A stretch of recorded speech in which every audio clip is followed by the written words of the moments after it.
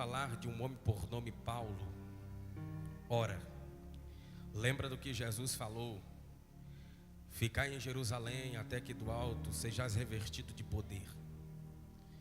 E a ordem de Deus era que acontecesse que quando eles fossem cheios, saísse por Samaria, Judeia, Jerusalém e até os confins da terra. Se bem parar para analisar o texto, o versículo, notamos que os discípulos de Jesus ficaram dentro de Jerusalém rodeando, e Deus, através do seu Filho Jesus Cristo, tirou um momento para esperar um homem no caminho de Damasco. Ora, esse encontro Jesus sabia, só que quem Jesus queria encontrar não sabia que estava sendo esperado por ele. Se você entender o que eu estou começando a pregar aqui nessa noite, você vai ver que Jesus está esperando um homem no caminho de Damasco. Por que Jesus esperaria um homem no caminho de Damasco? Antes que fosse elevado aos céus, às alturas, Deus, através do seu Filho Jesus, olhou e viu que existia alguém que poderia ser útil na obra missionária.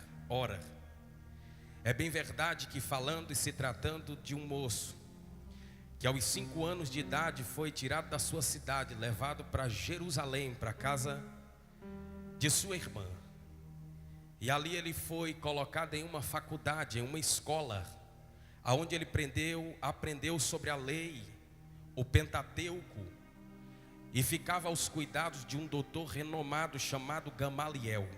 Ora, Gamaliel instruía o povo no Pentateuco, na lei de Moisés.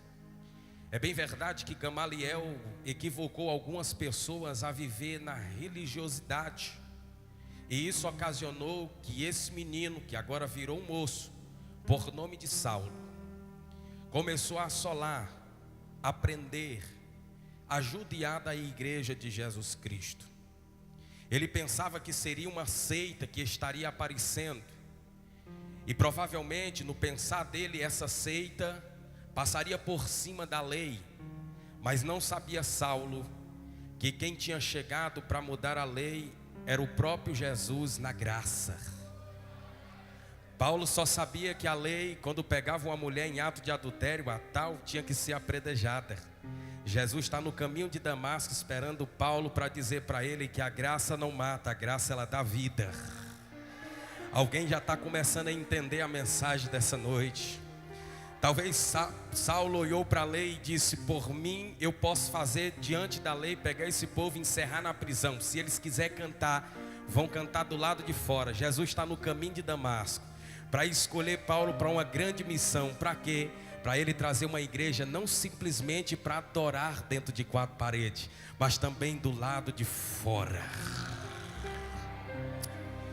Eu falei alguns segundos atrás que Paulo foi o apóstolo de Cristo, um dos principais divulgadores da doutrina cristã. Nasceu em Tarso, na Cilícia, a atual Turquia. Era filho de judeus e gozava privilégios da cidadania romana. Recebeu o nome hebreu de Saulo, e o seu nome Paulo veio do romano.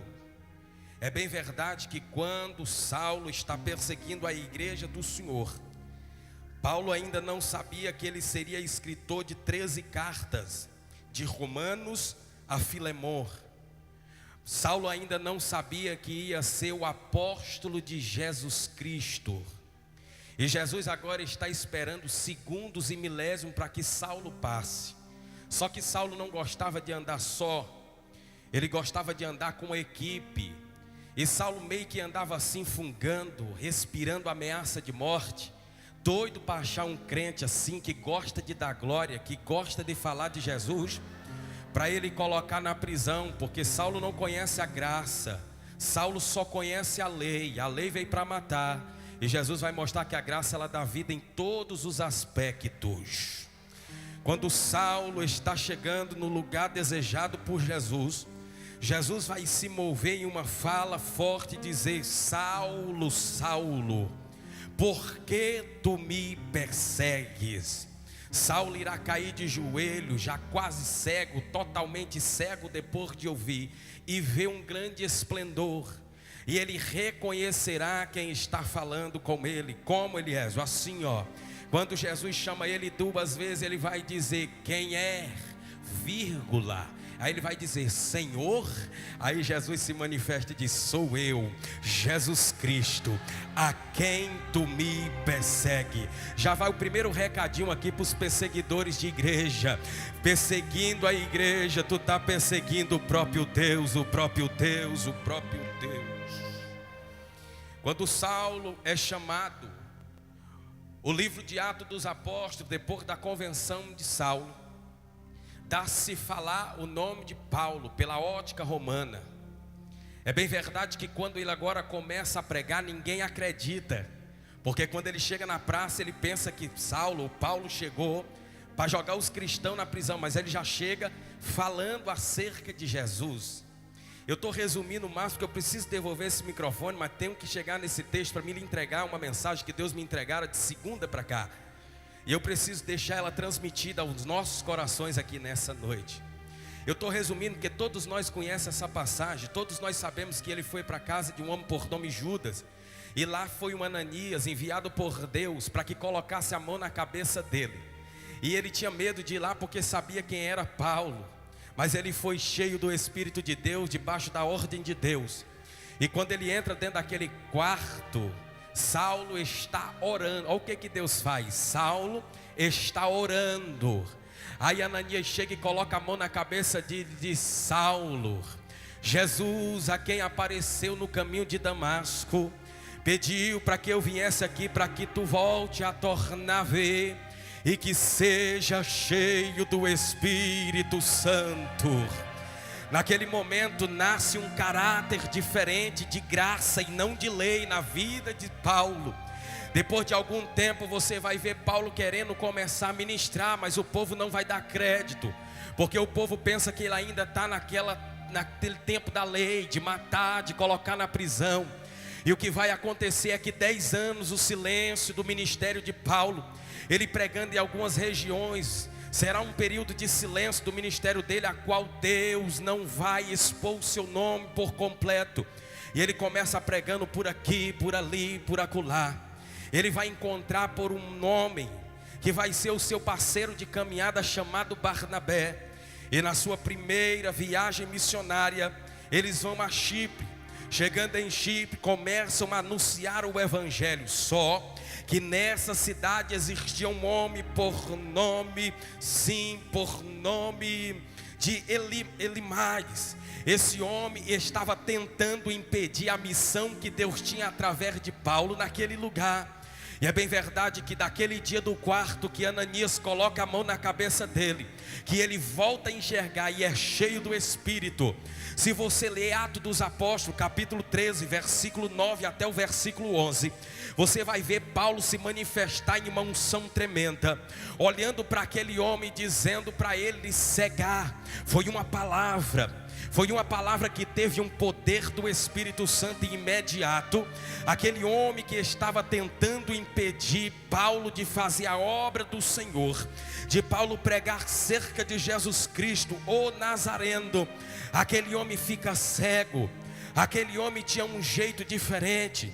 Só que Paulo, na autoridade do nome de Jesus Cristo, ele impede que aquele homem impeça ele fazer a vontade de Deus. A segunda viagem missionária do apóstolo Paulo, ele vai chegar com Barnabé.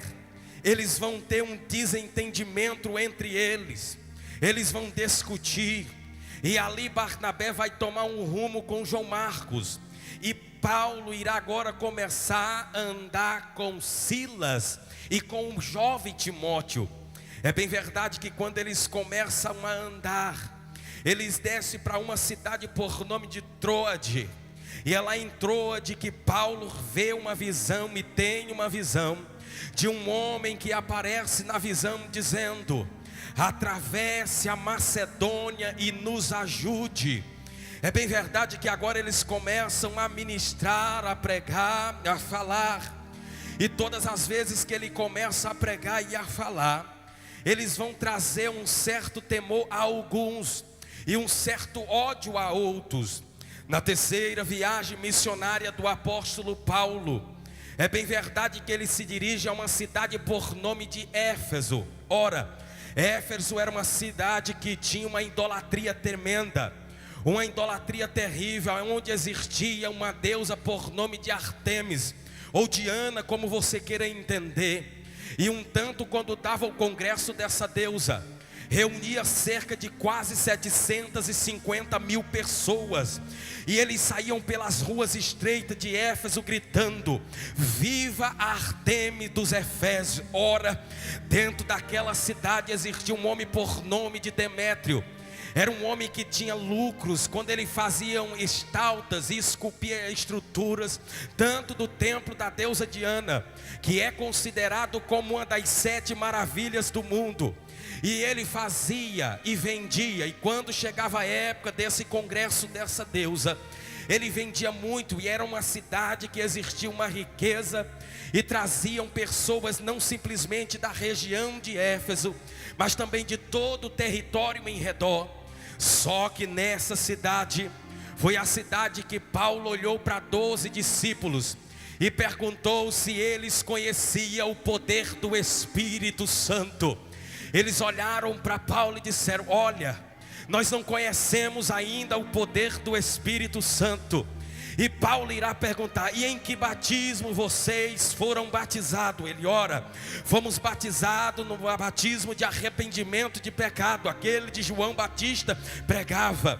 Paulo olhou para aqueles 12 homens e disse assim: então tá bom, já está meio caminho andado, já que já foi arrependido do pecado, então segura, seja batizado com o Espírito Santo agora.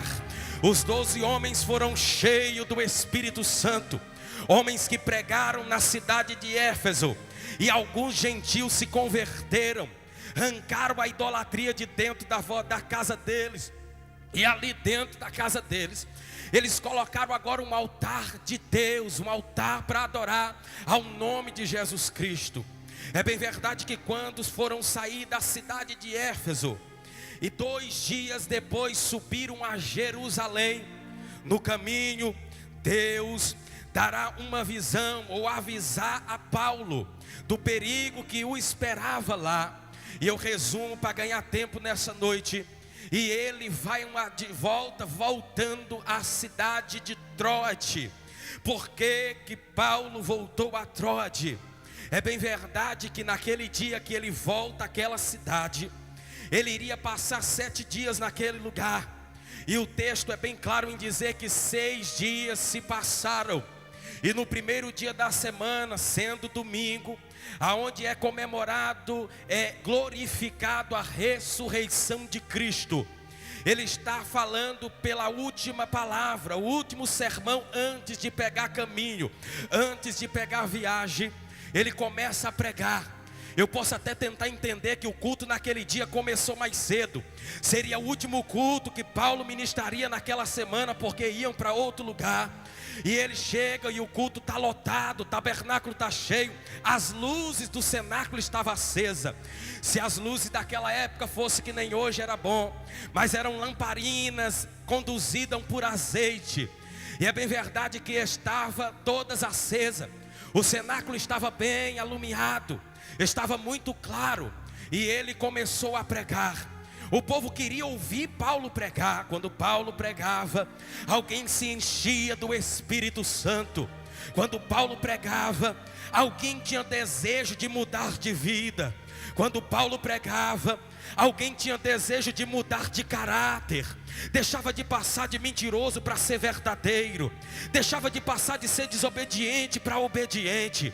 Alguém, quando ouviu o apóstolo Paulo, ele saía de dentro de um culto analisando tudo o que escutava Paulo dizer, e dizendo: não compensa ficar nenhum dia longe da presença de Deus, porque 1000 anos lá fora É muita coisa porque perdemos muita coisa do lado de dentro.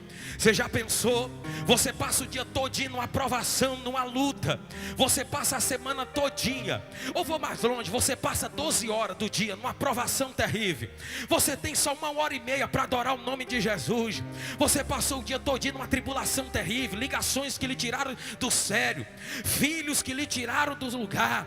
Aí você chega num culto como esse, que é só 1h30 para compensar as 12 horas que você sofreu.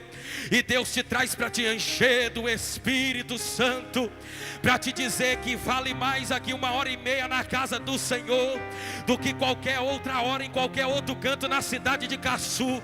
Eu vou quebrar o protocolo aqui essa noite e já vou começar a dizer: tem muita gente que deixa de vir para um culto como esse para estar correndo atrás de político. Tem muita gente que deixa um culto gostoso como esse para estar numa pizzaria comemorando o aniversário. Tem muita gente que deixa um culto gostoso como esse para estar na casa do irmão fofocando. Tem muita gente que deixa um culto gostoso como esse para estar em outro lugar sem ser aqui. Mas quando tu sair desse culto, ele vai te perguntar onde é que tu estava. Tu vai dizer para ele: eu estava na presença de Deus. Eu estava na presença de Deus. O melhor lugar para se estar é na presença de Deus. Oh meu Deus, oh meu Deus do céu, me segura, Jesus. Endei, toquei, chofla, seque, alai, cho, andei, plasteque, labrafaçai. Ei, Paulo, não vai para Jerusalém, desce para Troade, prega um sermão daqueles dos melhores que tu tem, que as pessoas vão lotar o cenáculo e eles vão te ouvir, vão sentir sede de te ouvir. Ora, está acontecendo agora de Paulo está pregando, só que chegou um moço por nome de Eutico. A Bíblia chama ele de jovem, mas segundo historiadores não tem coragem de dizer a sua idade de certo, mas eu posso analisar que ele tinha de 12 a 30 anos de idade. Quando eu posso ficar com a hipótese de 14 anos, ele está chegando no culto, não sabe o que aconteceu antes que ele chegasse no cenáculo, mas a primeira coisa que quando ele passou pela porta, ele procurou uma janela para se sentar. Quando ele sentou na janela, o texto é bem claro em dizer, quando lemos, que o discurso, o sermão de Paulo foi tão extenso, que aquele jovem cochilou, e ele cochilou tanto, que não conseguia aproveitar o sermão que Paulo estava pregando. É bem verdade que quando o texto diz que esse moço sentou na janela, eu lembro, pastor Raine, quando eu vou tirar a passagem para andar de ônibus, de avião, eu faço questão de tirar ao lado da janela, para que ninguém me incomode, fique passando. Mas não é só por causa disso, é porque janela é lugar de privilégio. Janela lhe dá duas visões. Janela lhe dá a visão do lado de dentro e lhe dá a visão do lado de fora. A janela lhe dá a visão das trevas, mas também lhe dá a visão da luz. E agora ele está dividido entre dois pensamentos. Ele está tendo um privilégio de sentar na janela. Se eu for comprar uma passagem de ônibus e não tiver vaga na janela, pensa num pregador que anda ruim, viaja a viagem todinho triste, porque eu passo a viagem lendo a Bíblia, estudando o que eu vou pregar, aí toda hora ficam passando alguém. É por isso que eu gosto da janela, porque ao mesmo tempo que eu estou lendo, eu estou tendo o privilégio de ver o lado de dentro do ônibus e o lado de dentro, de fora, a paisagem que está me oferecendo. Isso eu estou falando num ônibus, em um avião, para você entender o que está acontecendo com esse jovem. Só que o sermão demorou. Um culto que começou às 7 horas da noite, que era para parar às 9 da noite, quebraram o protocolo, foi até a meia-noite. Ninguém estava cansado.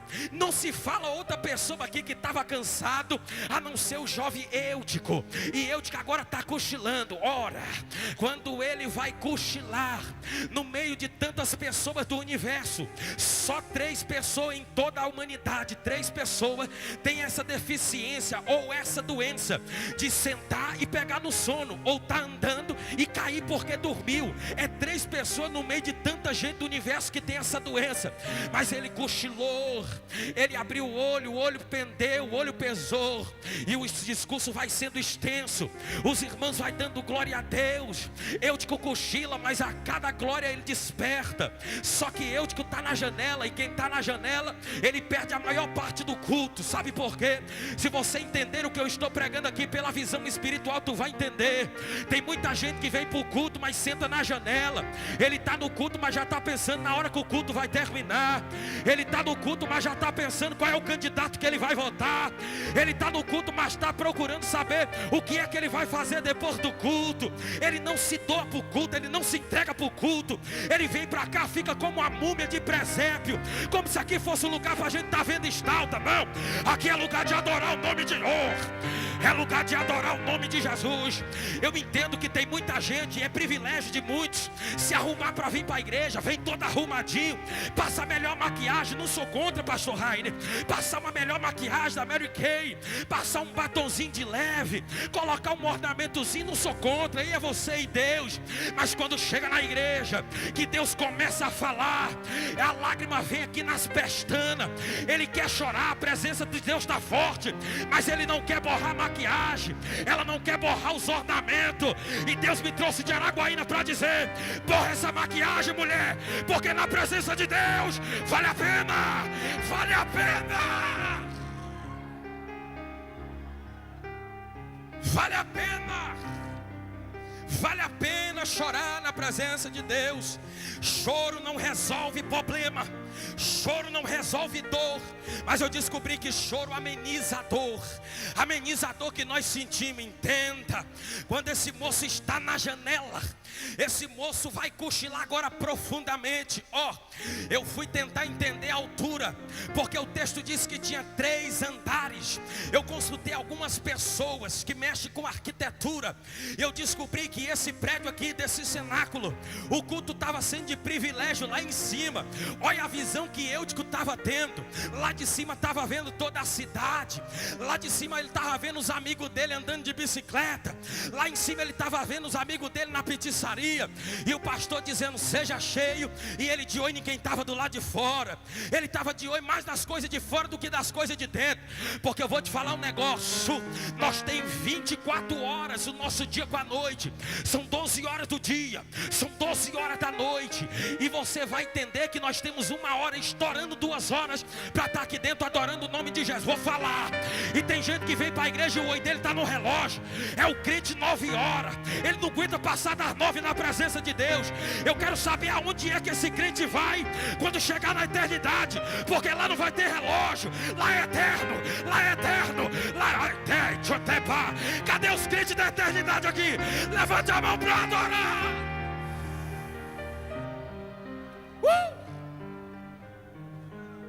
Estou finalizando. Misericórdia. Ele cochilou 3 andares. Do último andar até embaixo media cerca de 8 a 9 metros de altura. O menino cai. Quando ele cai embaixo, ele cai só o bolo. O povo grita, o povo fica preocupado, porque alguém chegou lá e disse: Eutico caiu. Diz: caiu da onde? Caiu da janela. Aí correram, desceram as escadas, todo mundo alvoroçado. Parece que eu vejo, porque quem escreve isso aqui é Lucas. E se você vê o livro de Atos dos Apóstolos, quando ele começa a narrar, ele coloca como se ele também estivesse lá. E ele estava lá.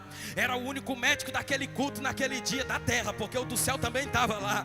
Ele desceu e chegou lá, olhou os corpos vitais dele, pegou nele todinho e disse: olha, esse aqui já era, porque ninguém sobrevive a uma queda de 9 metros de altura. Esse aqui está morto. Tentaram levantar ele, mas ele estava morto. Aí Paulo parou o sermão dele, porque já tinha passado de meia-noite. Daqui para frente já não diz mais o horário que era. Paulo interrompeu o sermão, e o que mais me chama a atenção é o versículo de número 10.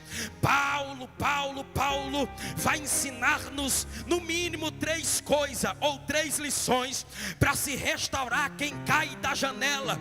A primeira lição que ele faz é que ele para o sermão e desce. Quando ele chega lá embaixo, é bem verdade que ele vai analisar a situação. Parece que eu vejo Lucas olhando para ele dizendo: eu entendo da medicina, esse moço aqui já está morto, não tem pulso, não tem pulsação, o coração parou de bater. Aí Paulo olhou e disse, porque ele já tinha descido, e quem desce não dá viagem perdida. Quando ele desceu, ele até entendeu que o menino poderia ter vida. A segunda lição que Paulo nos ensina aqui nesse texto, no versículo de número 10 do capítulo 20, é que ele se inclina. Você já achou dentro da igreja pessoas que têm até coragem de descer, mas não tem coragem de se inclinar? Ele fica com raiva do irmão, ele fica com raiva do pastor, ele fica com raiva do seu líder, mas não tem um pingo de humildade de ir lá descer e se inclinar para pedir perdão. Ele é tão ignorante que ele diz: se ele quiser, é que ele vem pedir perdão para mim. E vem aí 3 lições para nós. A primeira é descer, quebrar esse orgulho besta. O teu dinheiro não vai te levar para o céu, o teu orgulho não te coloca do lado de Deus. O que vai te colocar do lado de Deus é humildade, é descer, é reconhecer, é saber perdoar o teu irmão. Paulo desce, Paulo se inclina. Eu me inclinar para ele, se ele quiser que ele venha. Eu vou me inclinar para ninguém. Se inclinar é sinal de ajudar espiritual. Inclinar é observar o ocorrido. Tem gente que não se inclina. E toma essa, Salmo 40. O salmista disse assim: ó, esperei com paciência no Senhor, e Ele, se até Deus se inclinou, quem é tu para passar por cima da ordem? Se inclina também, cai na humildade, pede perdão, que Deus vai te honrar. Eu vou falar, Jesus, tem muita gente aqui com coração amargo, não libera o perdão, mas hoje é noite de descer, de se inclinar. O coração está preto, está roxo, sei lá, mas não está vermelho. Eu vou pregar só mais aqui, eu vou terminar, mas vou falar. Diminuiu glória, não é? Se tivesse perdão, tinha glória. Quando diminui o glória, é corações rancoroso, que sabe que lá dentro da casa precisa perdoar alguém e não perdoa. Sabe que dentro do departamento precisa liberar o perdão e não libera. Sabe que lá dentro do trabalho precisa liberar perdão e não libera. Mas aqui é o lugar, meu filho, Jesus te trouxe para tu descer, que Ele vai se inclinar para tu hoje.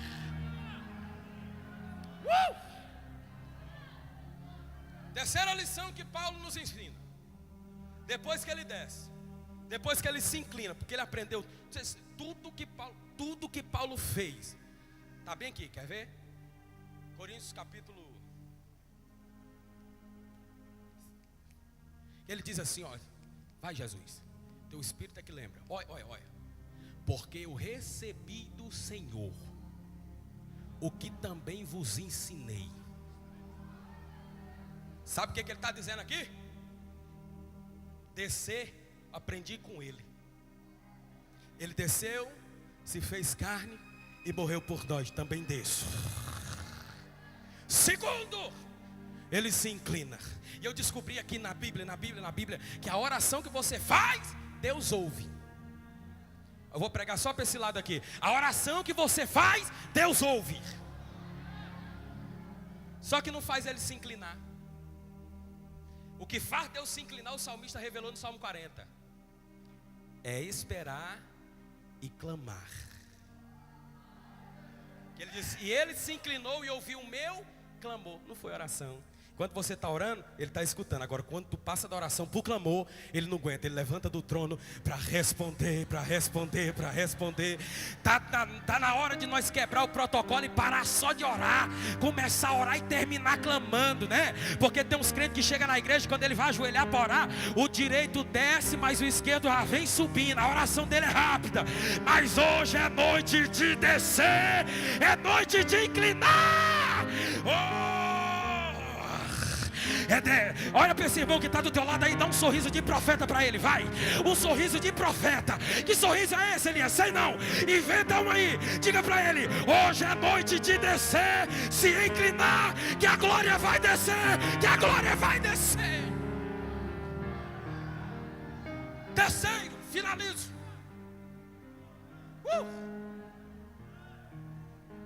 Se ele desceu, se ele inclinou, terceiro, abraçou.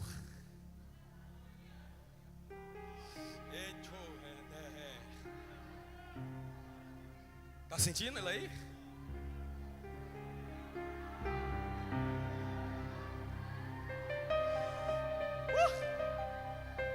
Está sentindo? Hoje é noite de Deus vai descer. Hoje é noite que Deus vai se inclinar. Mas hoje é noite que Deus vai nos abraçar com a presença dEle. Só quem acredita e quer o abraço do Rei, dos Reis e Senhor dos Senhores, levante uma mão, é pouca. Levante as duas mãos para adorar, para adorar, para adorar.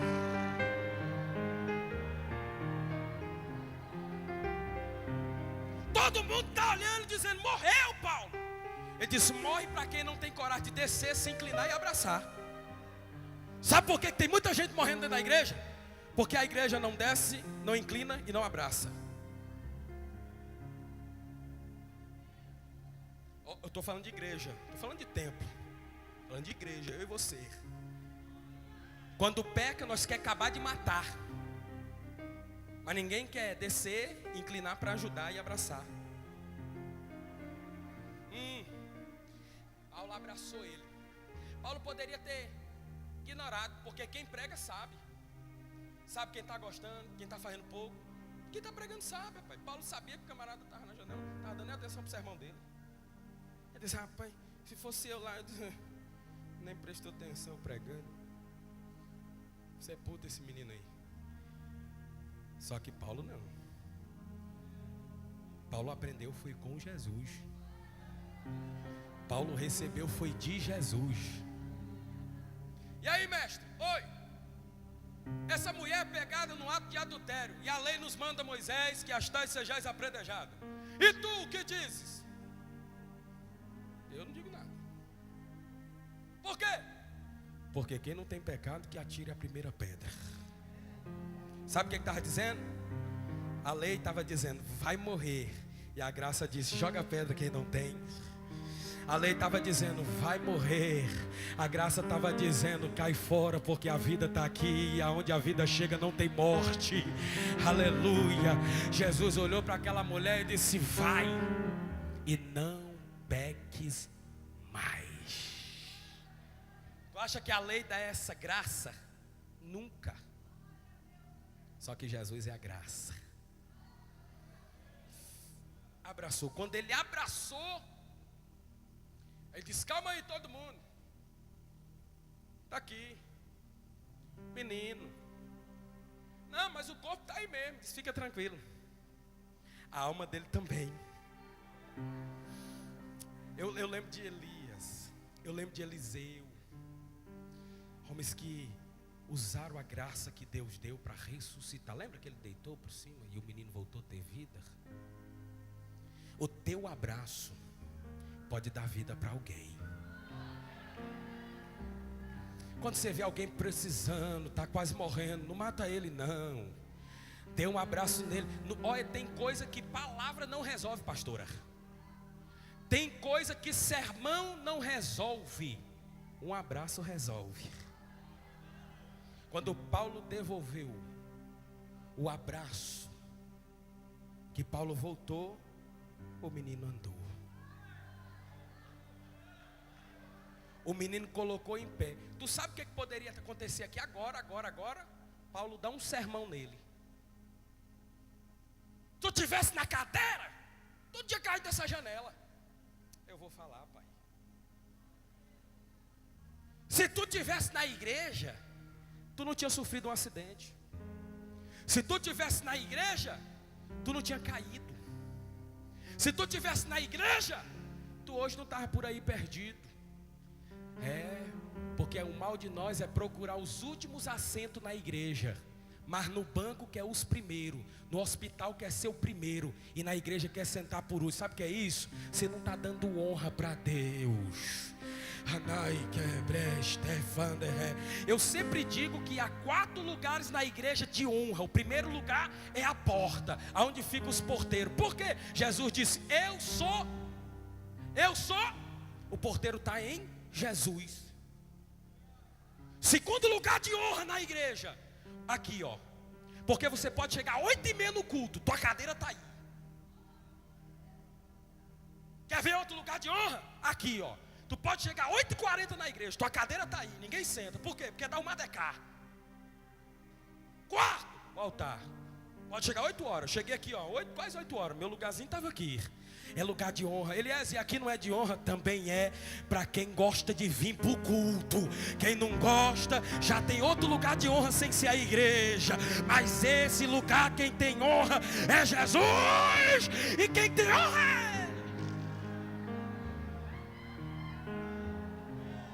Honre o departamento, a cadeira que Deus te colocou.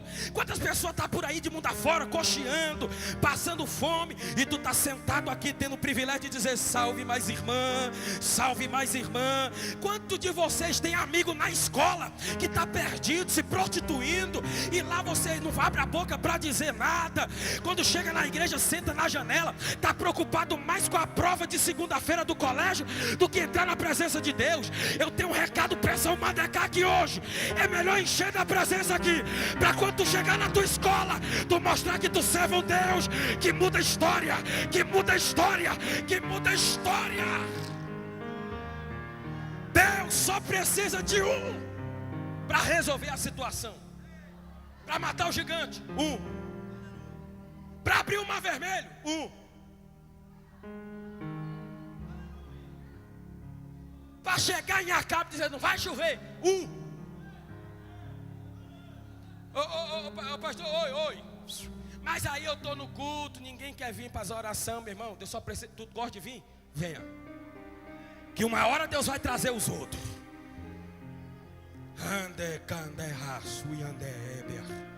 Eu vou falar, pode ser a última vez que eu piso aqui, mas vou falar. Deus vai fazer uma limpeza aqui em cima. Se não morrar o compromisso que Deus deu, vai haver uma limpeza aqui em cima. Mas é para o nome de Deus ser glorificado. Quer ser crente? Porque tem crente que é crente no pastor, é crente no líder, é crente no carro que tem, no dinheiro que tem. Ei, irmão, daquela porta aqui para dentro é igual qualquer outra aqui. É adorador, é adorador, é adorador, é adorador, é adorador. Não vem com esse negócio fiado para cá não.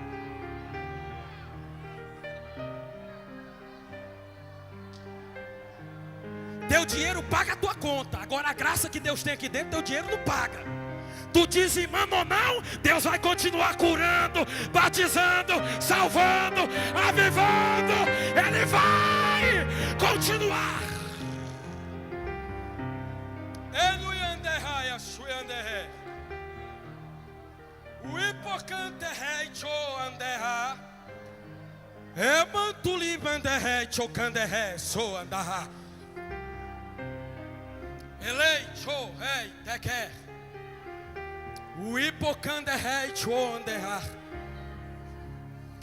Tem que estar na hora de sair da janela. Está na hora de sair da janela. Procurar um lugar de destaque no cenáculo, aonde Jesus tem plano para a nossa vida. Viu, juventude? Está na hora de sair da janela. Está muito cedo para andar pensando em namorar. Quer namorar? Namora com Jesus, porque é com Ele que nós vamos casar mesmo quando Ele voltar. Então namora com Jesus. Com Jesus. É porque tem muito jovem. É o culto, eu vou falar Jesus.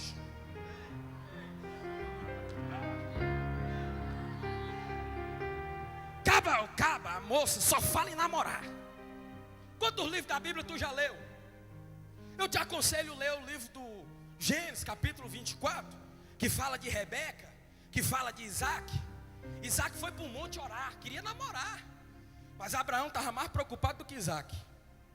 E quando o Isaac viu que o pai dele tinha mandado Eliezer, ele disse assim: ó, menino, eu vou correr para oração. Subiu para o monte e Eliezer foi atrás da mulher. Aí ele está orando. Não está na Bíblia isso aqui, mas parece assim, na conjectura minha, que Isaac chegou lá e dobrou o joelho e disse assim: Jesus, eu não me importo de ser um cabinha gordinho assim, meio com as sobrancelhas. Não, mas que seja cheio da tua presença. Eu não me importo que seja uma moça assim, do cabelo duro, zoinho assim meio vesgo. Mas não me importo. Mas portanto que ela gosta de vir para a igreja, gosta da Bíblia e gosta de oração. Parece que eu vejo Isaac ajoelhado e dizendo assim: Pai, tem misericórdia de mim, que foram buscar uma mulher para mim, mas não tem problema não. Eu quero que ela goste do mesmo Deus que eu gosto, que tem o mesmo compromisso que eu tenho, que anda na mesma posição, que fala a mesma língua. Aí Deus não aguentou. Aí Eliezer, quando chega lá no poço, Eliezer chega no poço, ele diz assim: só uma oração. A mulher que chegar aqui e der água para mim, tá bom. Mas se ela der água aos 10 camelos, essa é a mulher. Por que ele disse isso? Porque ele sabia que um copo de água ela poderia dar para ele, mas ela não era obrigada a dar para 10 camelos. Ela não era obrigada, ó. Quando ele fez isso, ele não pensou em Rebeca, pastor Rainer. Quando Eliezer fez essa oração, ele não pensou em Rebeca. Por que, Eliezer? Porque o camelo, cada um bebe 120 litros de água. Ele não pensou em Rebeca. Sabe o que ele pensou? Se acontecer, é a mão de Deus nesse propósito. Quando ele terminou de orar, quem aparece? Rebeca. Linda, pura e trabalhadeira. Aí ela chegou. Quando ela chegou, o texto diz que Eliezer ficou observando. Ela desceu. Olha, tudo tem a ver com o texto que eu estou pregando. Ela desceu, encheu e subiu. Quando ela chega lá em cima, ele barrou ela, porque quando ela desce, ele não tem o que ela quer. Ela não tem o que ele quer. Então ele não vai barrar ela na chegada, ele vai barrar ela na subida, porque ela está trazendo o que ele quer. Aí ele vai dizer: me dá um copo de água. Ela baixou o canto e disse: uai, agora. Deu na mão dele. Quando ele pegou o que ele está bebendo, olha a confirmação de Deus: enquanto tu bebe aí, eu vou dar água para esses 10 camelos aqui. Aproximadamente Rebeca deu mais de 40 viagens no poço. Como que não estava a batata dela? Essas coxas dela aqui de abaixar, descer, encher e subir. Tem muita gente querendo pregar, mas tem que descer, encher para depois subir. Tem muita gente querendo ser líder de departamento, mas vai descer primeiro, vai encher, depois tu sobe. Tem muita gente querendo casar, primeiro desça, primeiro encha, depois sobe. Porque quem sobe com conteúdo, Deus se agrada, Deus se agrada. Hoje é noite de descer, de se inclinar e abraçar. Fica de pé em nome de Jesus.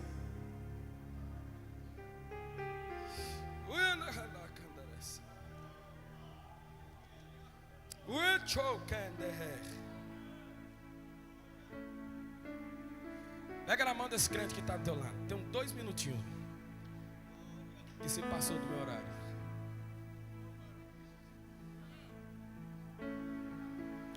Ai.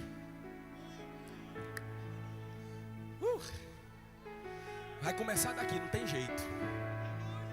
Vai começar daqui. Vai pegar aqui, ó. Levítico 6:3 diz: o fogo tem que arder no altar e não pode se apagar. E o sacerdote tem que botar a lenha toda manhã. Por quê? Porque ele desce, pega a lenha e sobe para colocar. Ô glória.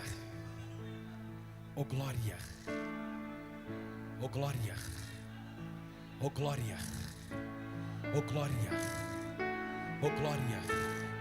Ô glória. Ô glória. Ô glória. Ô glória. Ô glória. Olha aqui como é que está uma deca cheia aqui, ó. Ô glória. Ô glória. Ô glória. Ô glória. Hoje é noite de descer, é noite de descer. Quem está descendo aí, Deus já está identificando. Quem está descendo aí, Deus já está identificando. Quem está descendo aí, Deus já está identificando. Quem se inclinar aí, Deus vai derramar poder. Quem se inclinar aí, Deus vai abraçar, vai encher, vai encher.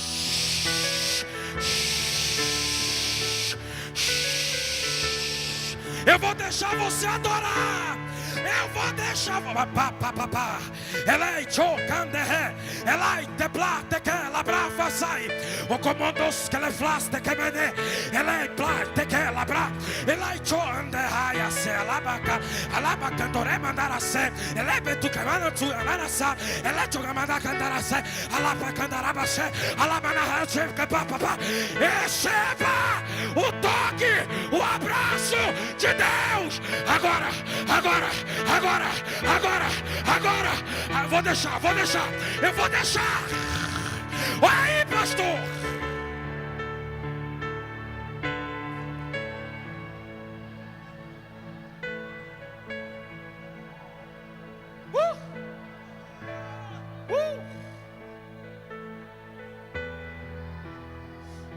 Olha Jesus, escuta isso.